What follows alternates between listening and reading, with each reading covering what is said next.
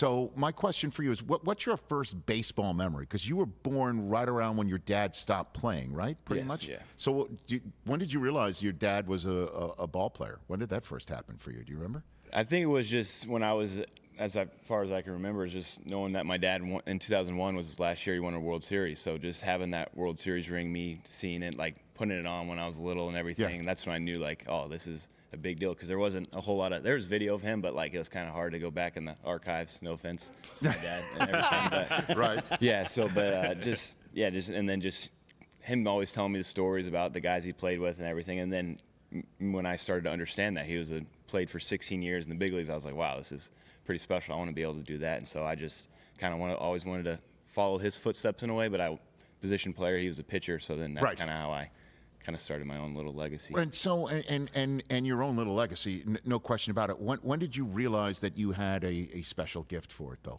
Bobby? I never really. I always, like, in high school, middle school, I always played football and baseball. I wanted to go to University of Oklahoma to do both football and baseball. But like Kyler Murray? Yeah, kind of like Kyler Murray. Everything. Baker Mayfield was there and everything. So that's kind of was my dream. My parents went to Oklahoma, so then. Once I hit like high school, and then Texas high school football is pretty crazy. I played my first year, and then you wanted to do spring football, summer football camps. I'm like, man. And then I got an opportunity to play for Team USA and stuff. And then at that point, I was like, all right, baseball is a little bit a bigger deal than football. And so at that point, it was like, all right, now I want to get drafted. I committed to Oklahoma as a freshman in high school. So I was like, all right, got that done. And now the next step is to play professional baseball. And so that was my goal.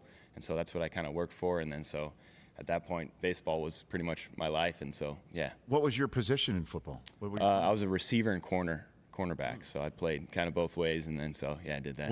Yes, oh my God, that's just, you've heard of Bo Jackson, right? I mean, oh yeah. He's worn your current uniform many different times. So, was your baseball coach basically saying, like, what are you doing out there? Like, you're taking hits on Friday nights under the lights? Like, what are you doing? They were all good with it. It was more so like the opposite. My dad was like, really, you're quitting football? Like, he was kind of on to me about that, and I was like, yeah, like, because it's just the team aspect of it. Like, I never wanted to quit anything, and so that was probably one of the hardest decisions I ever made, just not playing football. And so once that happened, sophomore year, high school, and then just kind of the summer showcases started happening, and then getting noticed, being ranked this #1 player, whatever. And then so I was like, all right, it's all on paper. Now I got to go out and prove it that it's true. And so I just kind of worked for that, and just always wanted to kind of make family, friends, everyone proud. And so then I just kind of locked in on baseball. Where did winning the home run derby in high school in Nationals Park hit? When did that happen? Yeah, that was in 2018. So that was my junior year, going into my senior year summer. How old were you then? 17?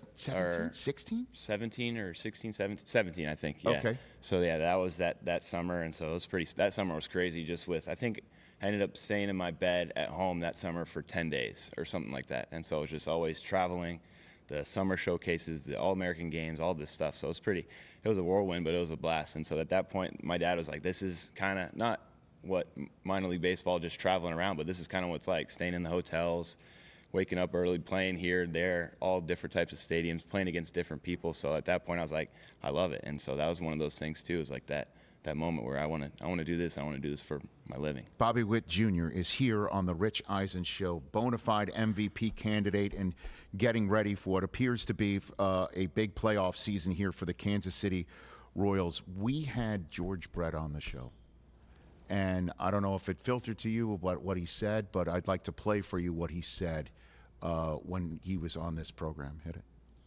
We might have one of the best young players in baseball in Bobby Witt, and hopefully he'll be able to finish his career in Kansas City. He's something really special. This guy is the best young Royal player I've ever seen in my life. No kidding. Yeah, he is unbelievable. He's fun to watch. He's like Bo Jackson. I will never go to the bathroom, never turn my back, never get in a conversation when he's sitting. I watch. So George Brett is holding it in, Bobby.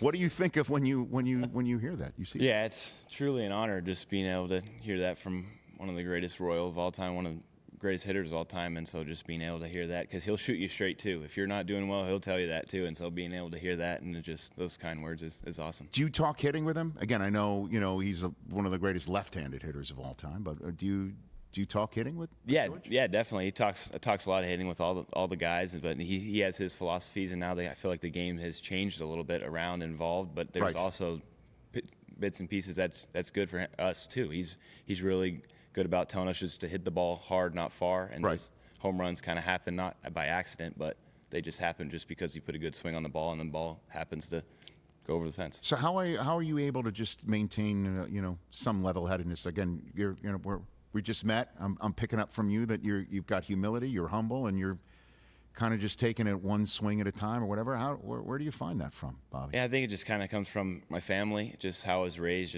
I have 3 older sisters, my parents, and then just my fiance has been great just for me and just try to keep me even keel throughout everything, because I know I'm in this spot. I got this opportunity that I have to play professional baseball in the big leagues that a lot of kids don't have the opportunity. So I just got to go out there and just take things day by day and just control what I can control through my process and enjoy every day. Yeah. Where'd you meet your fiance? Here in town? In Texas at high school. She was the softball shortstop, and so we kind of had that going for us. Yeah. Okay. So what's her game like? I mean, what do you got? She could.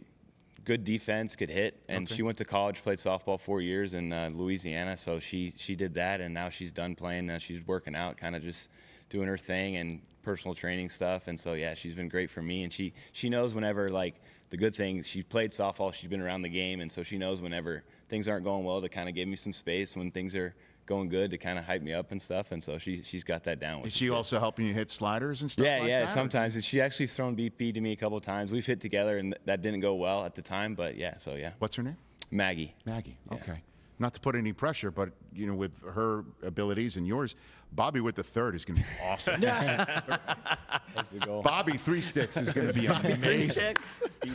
I like it. Catch the Rich Eisen Show every single day on the Roku channel, 12 to 3 Eastern, for free.